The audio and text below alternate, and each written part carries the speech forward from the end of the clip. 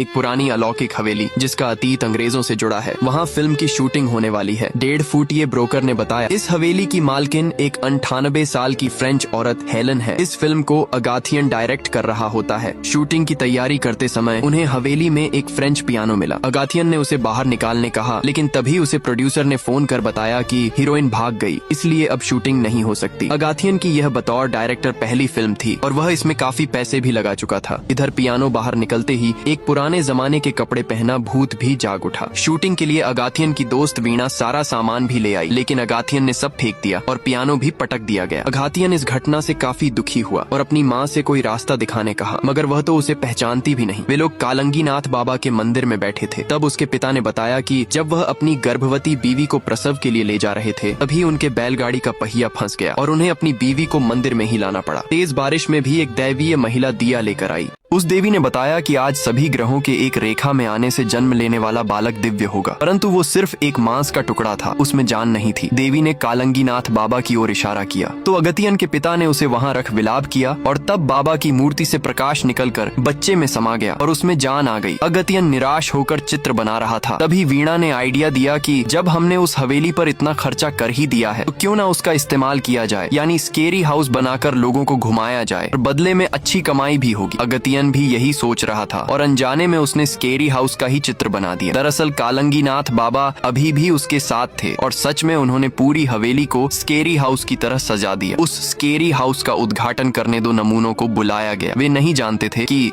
यहाँ असली भूत भी है जो बार बार उनके सामने आकर उन्हें डरा रहे थे, लेकिन वे इसे भी प्रोग्राम का हिस्सा समझते हैं। कुल मिलाकर स्केरी हाउस का धंधा जम गया और लोग पूरे परिवार के साथ वहाँ सैर सपाटे पर आने लगे। अगतियन ने बताया कि वह फिल्म रोल मैंने प्रोजेक्टर में लगा दिया है और अब बस देखना बाकी है। रिकॉर्डिंग शुरू हुई। एक सिद्धार्थ नाम का वैद्य फ्रांस के राष्ट्रपति द्वारा सिद्ध औषधि की खोज में भेजा गया है। वह ट्रेन से पुडुचेरी पहुंच गया। यह 1940 का समय था और आजादी का आंदोलन अपने पूरे शबाब पर था। उस समय फ्रांस की ओर से एडविन नाम का क्रूर शासक राज कर रहा था, जिसे भारतीय लोगों की पीठ पर चित्रकारी करना पसंद था। सिद्धार्थ सबसे पहले उसी अधिकारी के महल में गया। वहाँ एडविन की बहन पुलकिता का जन्मदिन मनाया जा रहा था। उसे यह नाम उसकी माँ के भारतीय संस्कृति से लगाव के कारण मिला और फिर सिद्धार्थ की मुलाकात एडविन से हुई, मगर एडविन ने अपने स्वभाव के अनुसार किसी भारतीय को महत्व देना ठीक नहीं समझा। फिर सिद्धार्थ की नजर राजकुमारी पुलकिता पर पड़ी, जो कि 16 साल की उम्र से ही एक दुर्घटना के कारण अपाहिज है। सारे चिकित्सकों ने हाथ खड़े कर दिए थे, परंतु सिद्धार्थ ने एडविन को चैलेंज दिया कि मैं इसे 48 दिनों में ठीक कर दूंगा। एडविन ने कहा यह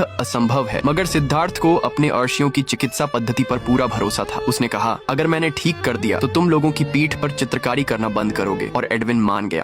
फिर केक काटने का समय आया, मगर पुलकिता खुद से न केक काट सकती थी न किसी को खिला सकती थी। बाहर गरीबों को जानवरों की तरह खाना बांटा जा रहा था। फिर सभी बड़े लोगों को बैठाकर खाना परोसा गया और सबने खाना शुरू कर दिया, मगर पुलकिता को एक दासी खाना खिला रही थी। अब सिद्धार्थ ने बड़े ही सामान्य लहजे में कहा आज तुम्हारा जन्मदिन है, अपने हाथ से खाना खाओ। सिद्धार्थ ने सब कुछ जानते हुए भी कहा तुम्हारे पास हाथ भी हैं और मुंह भी, तो खाओ फिर। इस पर एडविन ने चिढ़ते हुए कहा वो अपाहिज है। तो सिद्धार्थ ने कहा अगर तुमसे नहीं होगा तो फिर रहने दो। ये बात पुलकिता को चुभ गई और फिर उसने दासी से चम्मच ले लिया और खुद से खाने की कोशिश करने लगी। चम्मच को केक तक ले जाना ही उसके लिए काफी मुश्किल था, मगर अब बात आत्मसम्मान की थी। उसने केक लिया और चम्मच को मुंह तक लाने में अपनी पूरी जी जान लगा दी और कामयाब रही। पुलकिता की ऐसी हिम्मत देख सभी लोग ताली बजाने को मजबूर हो गए। सिद्धार्थ ने समझाया तुम भी सभी की तरह सामान्य हो, कोई अपाहिज नहीं। अगले दिन से ही उसकी ट्रेनिंग शुरू कर दी। सिद्धार्थ ने उसे अगली सुबह 5:30 बजे ही उठा दिया। ब्रश करते टाइम फिर से दासी को हटा दिया और खुद से ब्रश करने को कहा। पुलकिता को यह सब जरा भी अच्छा नहीं लग रहा।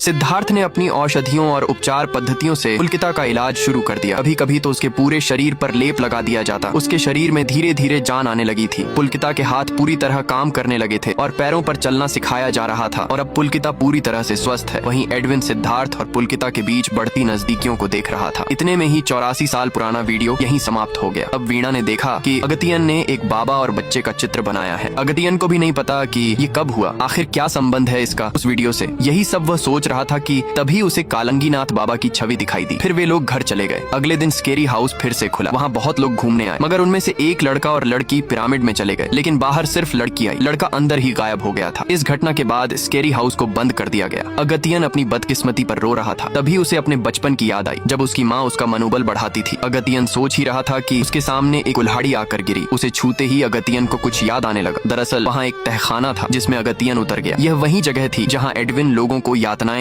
अगतियन वहाँ घूम ही रहा था कि तभी अचानक ऊपर से कोई गिरा। अगतियन ने देखा तो यह वही लड़का निकला जो गायब हो गया था। उसने देखा कि वीणा भी वहीं मौजूद है, मगर वह सामान्य प्रतीत नहीं हो रही थी। उसने खुद को पुलकिता बताया और यहाँ से चले जाने को कहा, पर जब अगतियन ने मना कर दिया तो उसने अपना असली रूप दिखाया। पुलकिता की आत्मा वीणा के शरीर में आ गई थी। अगतियन ने देखा कि वीणा के हाथ में एक पुरानी किताब है जो कि उसे खुद भी याद नहीं कि यह कहाँ से आया। उसे पढ़ते ही पता चला कि यह सिद्धार्थ की डायरी है। सिद्धार्थ द्वारा पुलकिता को स्वस्थ करने के बाद पुलकिता ने सिद्धार्थ का इंटरव्यू लिया। तब उसने बताया कि उसके पिता एक वैद्य थे और उसकी माँ वही देवी। उसके पिता सिद्ध औषधियों के झाता थे। जब स्पेनिश फ्लू फैला तब उन्होंने अपनी दवा पेश की, परंतु दुनिया ने उसे अस्वीकार कर दिया और सिद्ध विद्या का ऐसा अपमान देख उन्होंने अपने प्राण त्याग दिए। तब सिद्धार्थ ने संकल्प लिया कि वह दुनिया को इसकी शक्ति का प्रदर्शन कराएगा, और वह मौका आया भी। दूसरे विश्व युद्ध के दौरान हड्डियों के कैंसर से जूझ रहे लोगों के उपचार के रूप में सिद्धार्थ ने सिद्ध औषधि का सुझाव दिया, पर अंग्रेजों ने कहा यह क्या बकवास है। लेकिन महारानी उससे प्रभावित हुई। फ्रेंच महारानी ने उस औषधि को दुनिया भर में पहचान दिलाने का वचन दिया और उसे बनाने के लिए एकमात्र जड़ी बूटी भारत में ही उपलब्ध थी। सिद्धार्थ ने स्पष्ट किया कि यह दवा किसी को भी मरने से बचा सकती है। लेकिन आगे क्या हुआ, अगतियन को यही जानना था। हालांकि वीणा ने उसे इस मामले से दूर रहने की सलाह दी। तब अगतियन ने अपनी माँ के बारे में बताया, जो बरसों से हड्डी के कैंसर से पीड़ित है और अपनी याददाश्त भी खो चुकी है। यदि सिद्धार्थ की तैयार की गई वह दवा मिल जाए तो शायद माँ ठीक हो पाएगी। तभी वहाँ पुलकिता की आत्मा प्रकट होकर उन्हें भगाने लगी और फिर अचानक जमीन से एक विचित्र ताबूत बाहर आया। ताबूत से एडविन का शक्तिशाली भूत बाहर आ गया, जिसने पहले फ्रेंच में कुछ बड़बड़ाया, फिर उन दोनों को सीधे बंगले से निकाल दिया। मगर अगतियन तब भी वहाँ से नहीं हटना चाहता था। अभी खबर आई कि उसकी माँ की हालत बहुत खराब हो गई है। तब अगतियन को वे खुशहाल पल याद आने लगे जब सब कुछ ठीक था। फिर कैंसर ने सारी खुशियाँ ले ली। अगतियन को ऐसा लगा जैसे डॉक्टर ने सिद्ध विद्या का नाम लिया हो। और अजीब बात थी कि वहाँ उस बाबा की फोटो रखी थी जो उसे दिखाई दिए थे। अगतियन ने बाबा का बार बार दिखना एक संकेत माना। वह एक बड़े आयुर्वेदाचार्य के पास गया, मगर जंगलों की कटाई के कारण अब वह खास जड़ी बूटी मिलना मुमकिन न था। अगर सिद्धार्थ की बनाई दवा मिल जाए तो काम बन सकता है। उसकी तलाश में वह सबसे पहले फ्रेंच बुढ़िया के घर गया। उसके नशेड़ी पोते को तो कुछ मालूम नहीं था, पर बुढ़िया ने अगतियन को देखते ही कहा, यह तो वही है। उन लोगों को कुछ समझ नहीं आ रहा था। फिर उसका पोता एक पेटी लेकर आया। दुष्ट एडविन उसका दादा ही था और उसकी छोड़ी संपत्ति वहीं पेटी। उन लोगों ने देखा तो उसमें कुछ भी नहीं मिला। उस दिन भी ग्रह संरेखन की घटना घटने वाली थी। अगतियन हर कीमत पर वह औषधि पाना चाहता था, इसलिए वह फिर से उस भूतिया बंगले में गया। तभी वहाँ खड़े कंकाल ने कैमरा उसकी तरफ घुमा दिया। अगतियन ने देखा कि उस कैमरे से अतीत का दृश्य दिख रहा था और तभी वह बुढ़िया वहाँ आ गई, जो कि कभी एडविन की पत्नी थी। इतना ही नहीं, अगतियन ने सिद्धार्थ को भी देखा और भयभीत हो उठा। फिर वह एक कमरे में गया जहाँ बुढ़िया कुछ तलाश रही थी और तभी वहाँ एडविन का भूत प्रकट हुआ और अपनी पत्नी पर कोड़े बरसाने लगा। अगतियन ने एडविन को रोकने का बहुत प्रयास किया, मगर उसे कोई फर्क नहीं पड़ा और फिर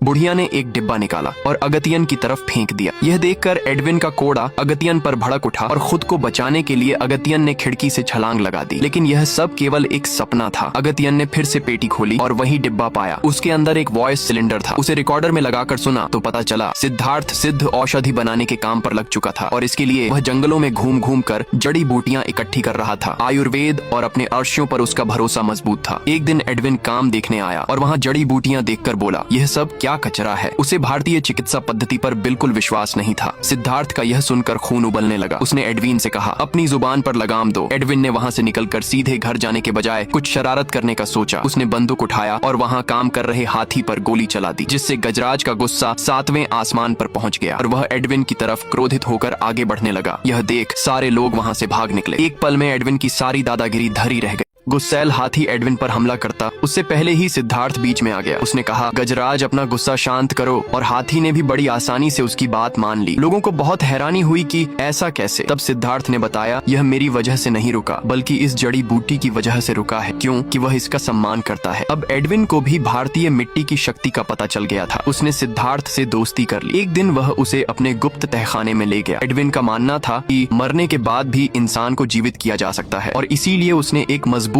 ताबूत बनवाया था। वह चाहता था कि सिद्धार्थ ऐसी दवा बनाए जिससे मृत्यु के बाद भी उसके शरीर में जान बाकी रहे। सिद्धार्थ ने कहा, सिद्ध विद्या से मुमकिन है। सिद्धार्थ सिद्ध औषधि लेकर फ्रांस जाने वाला था। उसने पुलकिता से कहा कि आकर तुम्हें अपने मन की बात बताऊंगा। तभी नंजी नाम के एक क्रांतिकारी ने अपने लोगों के साथ उस पर हमला कर दिया और सिद्धार्थ ने पुलकिता को बचाते हुए सभी को मार भगाया। इस बीच नंजी घायल हो गया। तब सिद्धार्थ ने ही उसका इलाज किया, पर वह एक भारतीय द्वारा अंग्रेजों के खिलाफ क्रांति के बीच आने से नाखुश खुश। सिद्धार्थ ने उससे कहा, एक दिन साथ मिलकर लड़ेंगे। सिद्धार्थ अपने हर आविष्कार को रिकॉर्ड कर रहा था और इसी बीच वह जरूरतमंदों का इलाज किया करता और उन्हें आगे बढ़ने में सहायता भी देने लगा। उसकी फ्रांस जाने की पूरी तैयारी हो चुकी थी। एडविन ने अपनी तरफ से उसे एक शानदार कोट दिया जिसे पहनकर सिद्धार्थ बड़ा अधिकारी लग रहा था। इतना ही नहीं, उसकी फ्लाइट की टिकट भी एडविन खुद उसे देने गया। तब सिद्धार्थ पुलकिता को अपनी रिकॉर्ड की हुई मन की बात सुना रहा था और ठीक उसी वक्त क्रांतिकारी नंजी भी महल में आ गया। पुलकिता सुनने में मग्न थी और एडविन सिद्धार्थ से बात कर रहा था। तभी नंजी ने खिड़की से उस पर गोली चला दी। सिद्धार्थ गिर पड़ा। एडविन ने पुलकिता को जल्दी ही लोगों को बुला लाने कहा, परंतु उसके वापस आने के बाद की रिकॉर्डिंग नहीं थी। अगतियन ने इस बात को सच मान लिया। तभी उस बुढ़िया ने बताया कि सिद्धार्थ को गोली एडविन ने ही मारी थी और बंदूक बाहर फेंक दिया था। एक भारतीय को इतनी इज्जत मिलती देख वह उससे चिढ़ता था। सिद्धार्थ ने अपने अंतिम सांसों में कहा, ज्ञान कभी नहीं मिटा, एक दिन अवश्य ही सबके सामने आएगा। पुलकिता के लौटने तक वह ऊपर जा चुका था।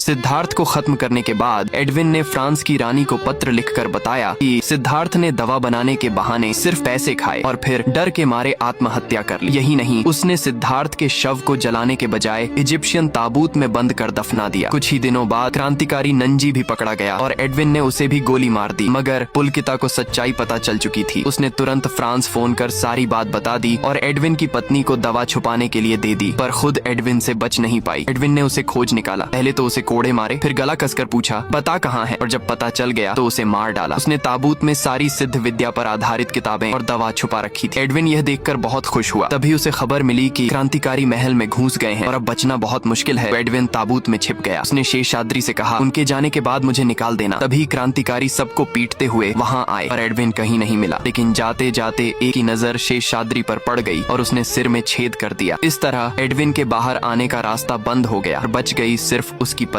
पूरी बात जानने के बाद अगतियन वीणा और अपने दोस्त को लेकर निकल गया। उसने बताया कि वह दवा लेकर ही रहेगा, पर वहाँ पहुँचते ही जैसे उसने अंदर जाने की कोशिश की तो किसी शक्ति ने उसे दूर फेंक दिया। यह और कोई नहीं, एडविन की ही दुष्ट आत्मा थी। तभी बाबा ने अगतियन को दर्शन दिए और बताया कि आज फिर से सभी ग्रह एक लाइन में आएंगे, जिससे एक दिव्य ऊर्जा निकलेगी और 11 मिनट तक उसका असर रहेगा। इस दौरान बुरी शक्तियाँ सबसे कमजोर होंगी और ऐसा होते ही अगतियन अंदर चला गया। उसका लक्ष्य तहखाने में बनी कब्र से दवाई की सामग्री निकालकर एडविन की लाश को जलाना था। कब्र बहुत मजबूत थी, उसे तोड़ना नामुमकिन था। तब अगतियन ने नोटिस किया कि कब्र के चारों ओर बने शेर के मुंह में से एक विपरीत दिशा में है। फिर उसने सामने दीवार पर लगी एक बड़ी सी जंजीर खींची तो कब्र खुलने लगी और तीनों के जोर लगाने पर वह पूरी तरह खुल गई। उन्होंने तेजी से वहाँ रखी सारी सामग्री उठाई, पर आखिरी सामान उठाते समय एडविन जाग उठा। अगतियन ने तुरंत उस पर पेट्रोल छिड़का और आग लगा दी, मगर उनके निकलने से पहले ही समय खत्म हो गया और वे लोग बाहर नहीं निकल पाए। फिर तभी एडविन अपने शक्तिशाली रूप में उनके सामने आया और बोला